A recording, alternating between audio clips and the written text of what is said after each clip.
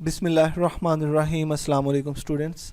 आज बेटा हमने डिस्कस करना है चैप्टर नंबर 4 और इसके न्यूमेरिकल डिस्कस करने हैं, तो कंटिन्यू करते हैं। Numerical number 1, a man pushes a lawn mower with a 40 newton force directed at an angle of 20 degree downward from the horizontal.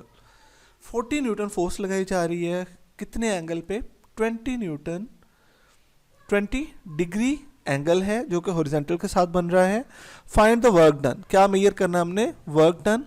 और लॉन मूवर को मूव कितना करवाया गया? About 20 metre.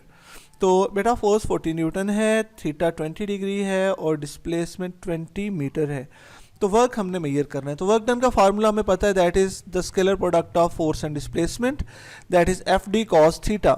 एफ भी गिवन है, डी भी गिवन है और थीटा भी गिवन है। तो जस्ट वैल्यूज पुट करनी, आंसर आएगा 7.51 मल्टीप्लाई बाई 10⁻² जॉल। इसके बाद 4.2 है, a rain drop of mass 3.35 multiply by 10⁻⁻5 kg falls vertically at a constant speed. Constant speed से फॉल कर रहा है under the influence of force of gravity and friction. तो बेटा यहाँ पर फोर्स ऑफ ग्रेविटी भी एक्ट कर रही है, फोर्स ऑफ फ्रिक्शन भी एक्ट कर रही है। इन फॉलिंग थ्रू 100 मीटर, अगर वो 100 मीटर का जो है वो हाइट से फॉल करता है, how much work is done by gravity and friction. दोनों आपने देखना है कि ग्रेविटी ने कितना वर्क किया उस पर और फ्रिक्शन ने कितना वर्क किया। तो मैस गिवन है और बेटा ऑब्जेक्ट का डिस्प्लेसमेंट भी डाउनवर्ड है और फोर्स ऑफ ग्रेविटी भी डाउनवर्ड है, तो एंगल 0 आएगा।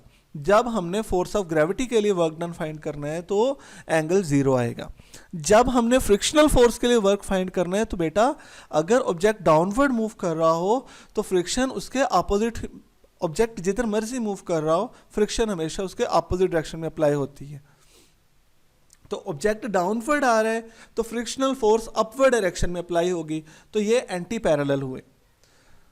ऑब्जेक्ट की मोशन डाउनवर्ड है, डिस्प्लेसमेंट डाउनवर्ड है और फोर्स ऑफ फ्रिक्शन अपवर्ड है, तो ये एंटी पैरेलल हुए। एंगल कितना आएगा? That is 180 degree. और h यानी कि हाइट 100 मीटर है, वर्क हमने मेजर करना है। अच्छा बेटा एक और बात यहाँ पे इंपॉर्टेंट ये है कि फ्रिक्शनल फोर्स कितनी है वो तो हमें बताई ही नहीं है।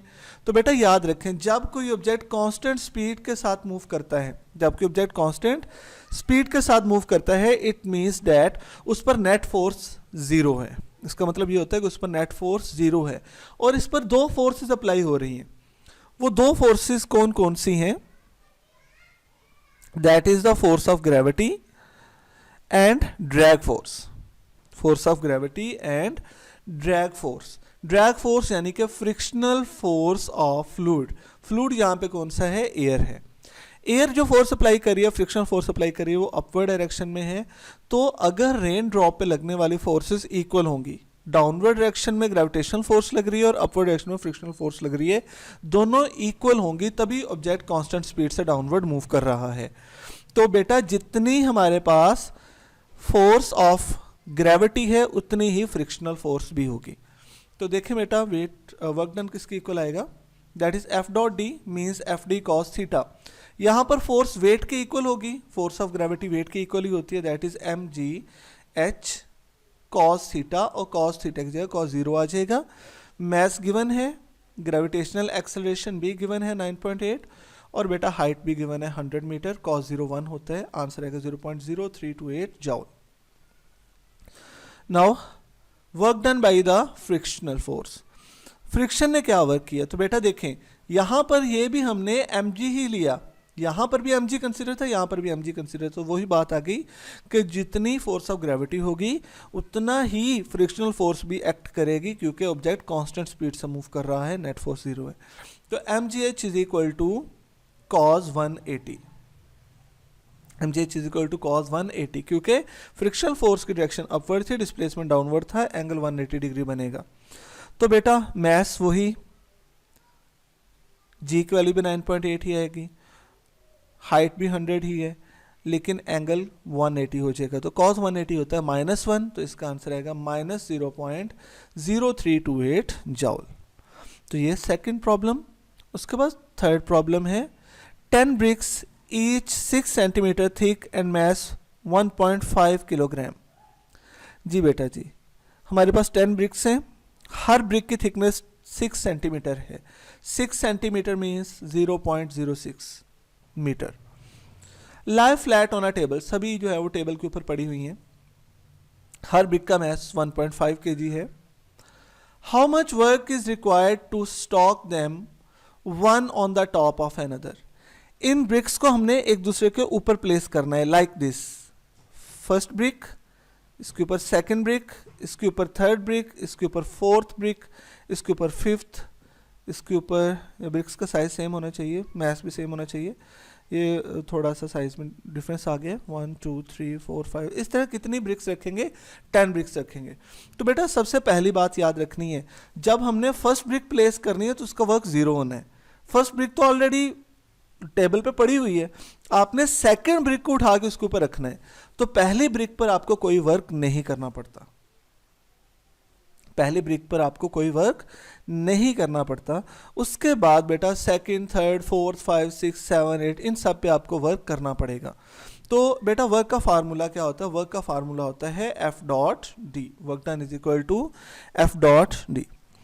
Work done in placing second brick on first brick.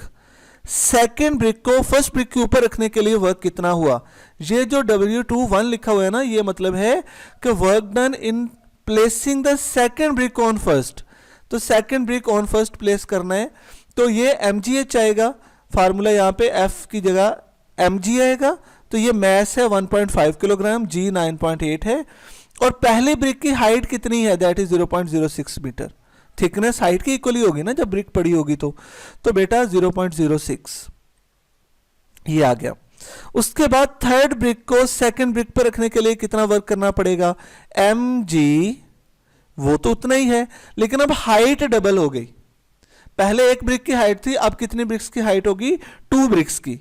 तो बेटा यहां पर हाइट को 2 से मल्टीप्लाई करवा देना है।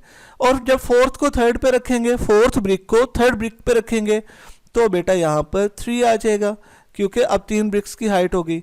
जब फिफ्थ ब्रिक को फोर्थ ब्रिक पे रखोगे तो बेटा 1.5 9.8 मल्टीप्लाई बाई 0.06 इंटू 4। ठीक है, हम फिफ्थ ब्रिक रख रहे हैं, हाइट कितनों की आ रही है? 4 की आ रही है। मतलब पहली ब्रिक तो ऑलरेडी पड़ी हुई थी, उसके लिए हमें वर्क नहीं करना पड़ा, उसके लिए वर्क 0 था। उसके ऊपर जो ब्रिक्स रखेंगे उनकी हाइट आती जाएगी। तो बेटा इसी तरह जब हम 10th ब्रिक रखेंगे 9th के ऊपर, तो आएगा हमारे पास 1.5 9.8 और 0.06 मल्टीप्लाई बाई 9। अब तमाम वर्क डन को ऐड करना है। Work done is equal to, सभी को ऐड कर लो। तो बेटा एक चीज कॉमन आएगी, देखो सब में से क्या कॉमन आएगा? 1.5 9.8 और 0.06 सब में से कॉमन आ जाएगा। तो सब में से ये वाला फैक्टर कॉमन ले लिया। जब ये फैक्टर कॉमन आया तो अंदर बचा इसका 1, इसका 2, इसका 3, इसका 4, आगे 5 6 7 8 9। तो ये सारे जो है कॉमन के बाद अंदर ये वैल्यू बची 45। अब सिंपली इनको मल्टीप्लाई करवा लो। जो मल्टीप्लाई करेंगे आंसर आएगा 39.69 joule, which is equal to approximately 40 joule. Note that work done in placing first brick on the ground is 0 because h is equal to 0। First brick के लिए height 0 थी, बाकी सारी ब्रिक्स के लिए हाइट आएगी। ठीक है, तो फर्स्ट ब्रिक की हाइट 0 थी, बाकी के लिए 9h आ जाएगी। तो यही हमने सॉल्व किया है। उसके बाद बेटा नेक्स्ट देखें, problem 4.4। A car of mass 800 kilogram travelling at 54 kilometre per hour is brought to rest in 60 metres. जी बेटा जी, m है 800 किलोग्राम और वेलोसिटी, इनिशियल वेलोसिटी कितनी थी? 54 किलोमीटर पर आवर। इसको जब हमने मीटर पर सेकंड में चेंज करना है तो ये आएगा 50 मीटर पर सेकंड। ये हम देख, पता है हमें 9th क्लास में ये सीख के आए हैं कि किलोमीटर पर आवर को कैसे चेंज करते हैं मीटर पर सेकंड में। मैं दोबारा बता देता हूँ, किलो की जगह 10⁻³ आ जाएगा और आर नीचे जाके डिवाइड होगा और ये 3600 सेकंड बनता है। तो आपके पास जो वैल्यू आएगी वो आएगी 54,000 डिवाइडेड बाई 3600 मीटर पर सेकंड। तो इसको आपने सॉल्व कर लेना है, आंसर आएगा 15 मीटर पर सेकंड। ओके, अब बेटा हमने ऑब्जेक्ट को रेस्ट पे लाए हैं, तो VF यानी कि फाइनल वेलोसिटी कितनी है? That is 0। और कितने डिस्टेंस के अंदर रेस्ट पे लाए हैं? S is equal to 60 metre हमने फोर्स मेजर करनी है। तो बेटा यहां पर वही प्रिंसिपल लगेगा, work energy principle. Work energy principle क्या होता है? Work done is equal to change in kinetic energy. So we can write force into displacement is equal to 1/2 mvf square minus 1/2 mvi square. उसमें से हमने 1/2 m common ले लिया, तो अंदर बचा V F square minus V I square. तो बेटा वैल्यूज पुट कर दें अब। 1/2s, यहाँ s मल्टीप्लाई हो रहा था, इधर आके s डिवाइड हो गया, M V F square minus V I square. तो बेटा मैस 800 है, डिस्टेंस 60 मीटर है, इनिशियल वेलोसिटी 0 थी, सॉरी इनिशियल वेलोसिटी 15 थी, जो 15 का स्क्वायर आ गया, और फाइनल वेलोसिटी 0 थी, तो ये आया 0 स्क्वायर माइनस 15 स्क्वायर। आंसर आया f is equal to minus 1500। बेटा याद रखें मैग्नीट्यूड कभी नेगेटिव नहीं होती। फिर ये नेगेटिव किस चीज को रिप्रेजेंट कर रहा है? The original kinetic energy of body has been converted into heat energy, sound energy and work done in overcoming the frictional forces. अब बेटा यहां पर बात करते हैं कि माइनस क्यों आ रहा है। बेटा यहां पर माइनस इसलिए आया क्योंकि ये रिटार्डिंग फोर्स है। अगर ऑब्जेक्ट फॉरवर्ड डायरेक्शन में मूव कर रहा है तो उसको रोकने के लिए अपोजिट डायरेक्शन में फोर्स लगानी पड़ेगी। जिस डायरेक्शन में वो डिस्प्लेस हो रहा है उसकी अपोजिट डायरेक्शन में फोर्स लग रही है। तो यहां पर नेगेटिव साइन रिटार्डिंग फोर्स को रिप्रेजेंट कर रहा है, और फ्रिक्शनल फोर्स हमेशा रिटार्डिंग फोर्स ही होती है। उसके बाद 4.5 problem 4.5 a 1000 kilogram automobile at the top of an incline 10 meter high and 100 meter long is released and rolls down the hill। जी बेटा एक जो है वो ऑटोमोबाइल है, 10 मीटर की हाइट पे है, एक इंक्लाइन के ऊपर, एक ढलवान सतह के ऊपर है। ओके हमने यहां से इसे रिलीज किया और ये ढलवान पर 100 मीटर का डिस्टेंस कवर करके डाउनवर्ड आई। तो इसकी एंडिंग पॉइंट पे वेलोसिटी कितनी होगी ये हमने मेजर करना है। What is the speed at the bottom of the incline if the average retarding force due to friction is 480 newton. Force बेटा 480 न्यूटन अप्लाई हो रही है। फ्रिक्शनल फोर्सेस को स्मॉल एफ से भी रिप्रेजेंट कर सकते हैं, कैपिटल से भी रिप्रेजेंट कर सकते हैं। तो मैस है 1000 किलोग्राम, इनिशियल वेलोसिटी 0 है, फाइनल वेलोसिटी हमने मेजर करनी है क्योंकि ये टॉप पर रेस्ट पे थी ना। Initial velocity 0, final velocity measure करनी है हमने। डिस्टेंस 100 मीटर ट्रैवल किए इसने, और इस पर जो फ्रिक्शनल फोर्स थी वो थी 480 न्यूटन। बेटा बेहतर होता है स्मॉल एफ यूज करें फ्रिक्शनल फोर्स के लिए, ठीक है। तो हमें पता है कि टोटल पोटेंशियल एनर्जी किसकी इक्वल आएगी, that is equal to the work done against frictional forces plus kinetic energy. जो टोटल पोटेंशियल एनर्जी होती है किसकी इक्वल होती है, that is equal to kinetic energy of the body plus work done against the frictional forces. तो बेटा m भी given है, g भी गिवन है, h भी गिवन है, और ये आपके पास मैस आ गया 1000 v स्क्वायर, हमने v मेजर करना है, फ्रिक्शनल फोर्स 480 थी और ये आ गया 100, तो ये बना 48,000। यहां पर देखें ये 98,000 बनेगा, 48,000 बनेगा, 98,000 माइनस 48,000 तो ये आएगा 50,000। तो बेटा 50,000 इधर बचेगा, 50,000 पे ये 1000 डिवाइड करवाएं तो ये बनता है 50, और 50 से ये 2 मल्टीप्लाई करवाएं तो ये बनेगा 100। तो v स्क्वायर 100 के इक्वल आएगा। जब इसका स्क्वायर रूट लेंगे तो ये आएगा v is equal to 10 metre per second. तो हमारे पास वेलोसिटी किसकी इक्वल आ जाएगी, 10 मीटर पर सेकेंड की इक्वल आ जाएगी। तो इंटर कन्वर्जन ऑफ एनर्जी में बेटा ये हमने फार्मूला पढ़ा था, mgh minus F S is equal to 1/2 mv square, या हम इसको ऐसे ही पढ़ते हैं mgh is equal to kinetic energy plus F H. तो इस तरह से आपने इस फार्मूला को पढ़ा हुआ है ऑलरेडी। तो ये क्वेश्चन सॉल्व हो गया। उसके बाद बेटा हमने डिस्कस करना है 4.6। तो ये पावर से रिलेटेड है। 100 cubic metre of water is pumped from a reservoir into a tank 10 metre higher than the reservoir. जी बेटा जी, वॉल्यूम है 100 cubic metre, density of water given है that's 1000 kilogram per cubic metre. ना भी given हो तो आपको पता होने चाहिए। तो टोटल टाइम जो पानी को ऊपर पंप करने के लिए लगा वो है 20 मिनट्स। तो 20 मिनट्स जो होते हैं वो 1200 सेकेंड्स के इक्वल होता है। If density of water is given, find the increase in potential energy. Potential energy कितनी इंक्रीज हुई ये हमने मेजर करना है। और पावर कितनी पंप को डिलीवर की गई ये हमने मेजर करना है। तो पोटेंशियल एनर्जी पहले मेजर करेंगे, उसके बाद पावर की बात करते हैं। तो पोटेंशियल एनर्जी इक्वल होगी mgh के। पोटेंशियल एनर्जी इक्वल होती है फोर्स इनटू डिस्प्लेसमेंट, यानी कि जितना वर्क हुआ है उतनी पोटेंशियल एनर्जी होती है। तो यहां पर हमारे पास m की वैल्यू नहीं है, पहले हमें क्या मेजर करना पड़ेगा, मैस ऑफ वाटर मेजर करना पड़ेगा। And we know that density is equal to mass over volume and mass is equal to density into volume. तो डेंसिटी भी गिवन थी और वॉल्यूम भी गिवन था, तो इसकी वैल्यू है 10⁵। तो आप पोटेंशियल एनर्जी मेजर कर लो, that is m 10⁵, g 9.8 and height is 10 metre.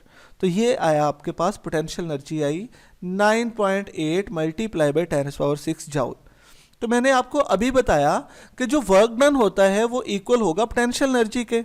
जितना हम वर्क करते हैं वो सारा पोटेंशियल एनर्जी की फॉर्म में ही अपीयर होता है। वर्क एनर्जी प्रिंसिपल में भी हमने ये बात की थी कि हम किसी ऑब्जेक्ट को लिफ्ट करने में जितना भी वर्क करते हैं वो उस ऑब्जेक्ट की पोटेंशियल एनर्जी बन जाती है।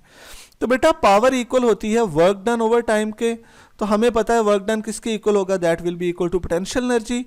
तो 9.8 multiply by 10⁶ divided by time कितना है, तो हमने देखा था 20 मिनट्स 1200 सेकेंड की इक्वल है।